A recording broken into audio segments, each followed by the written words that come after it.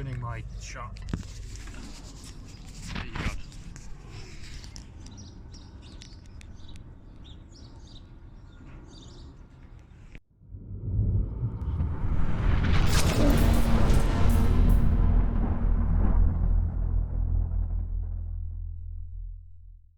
So yeah,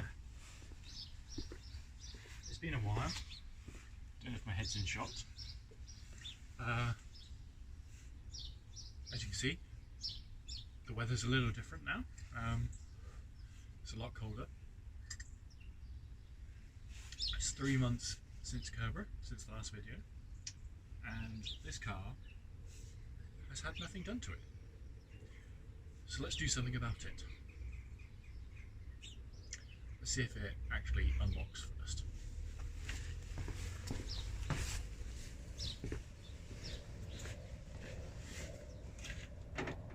Oh, good stuff. Right.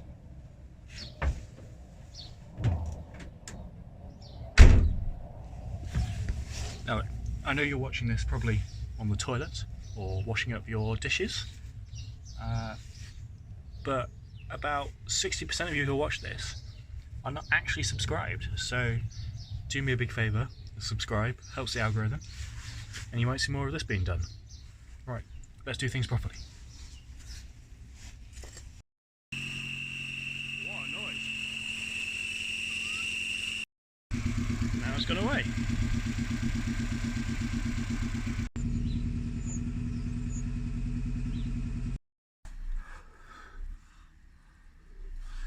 So yeah, what do we want to do with this car now? So the two obvious things that we need to do is put the clutch plate in the right way around so it has some drive, and two, need to fix the low compression on the engine so it runs well. I think I'll probably take the engine out to do both of those. You can change the clutch in the car. It's a bit of a faff, and if I'm going to have to mess around with the pistons anyway, I might as well take the whole thing out. And I did sort of rush putting it in to the car in the first place, so it allowed me to tidy the wiring up a bit nicer, because part of the loom is in the wrong place, so we can do that.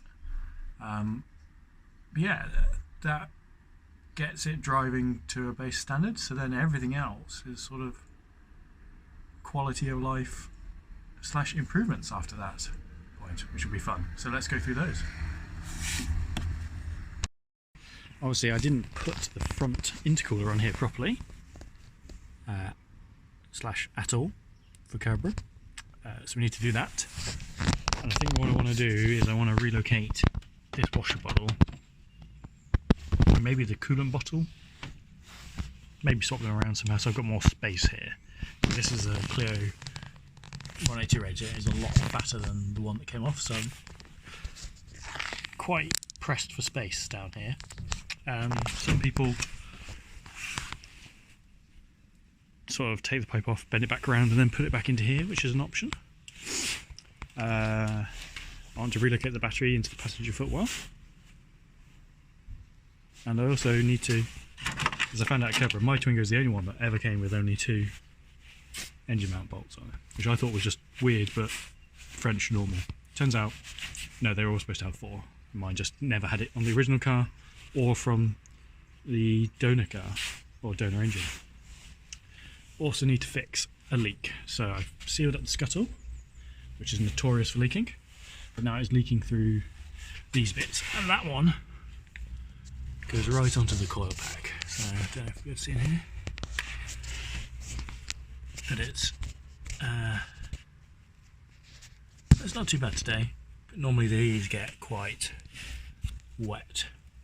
You can see there the drip from that one goes through there, so I need to tidy both of those up. Once taking the engine out, I also need to fix the minor issue of the exhaust is no longer connected. Yeah. And then yeah, handling wise, we'll get the rear axle swapped over for this one.